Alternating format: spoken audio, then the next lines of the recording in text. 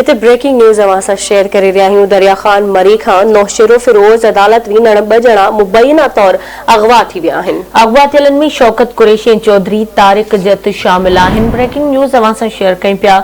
दरिया खान मरी खां नौशेरो फिरोज अदालत वेंदड़ 2 ॼणा मुबैना तौर अगवा थी विया आहिनि। अगवा थियलनि में शौकत कुरैशी चौधरी तारिक जत शामिल आहिनि। तफ़सील मालूम कंदासीं दरिया खान मरी मां आवाज़ न्यूज़ रिपोर्टर राणा रियाजुल हसन खान। जी राणा रियाजुल हसन, कहिड़ा तफ़सील आहिनि, आगाह कजो।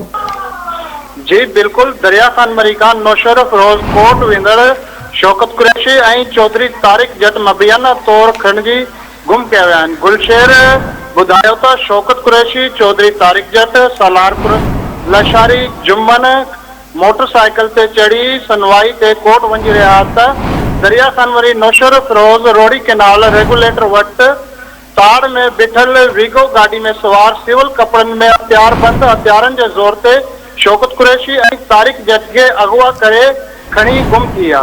हिननि चयो त सलार ऐं जुम्मन जिस्कानी खे हथियारबंद अगवा करण जी कोशिश कई, मगर असीं मोटरसाइकिल बचाए निकिरी वियासीं।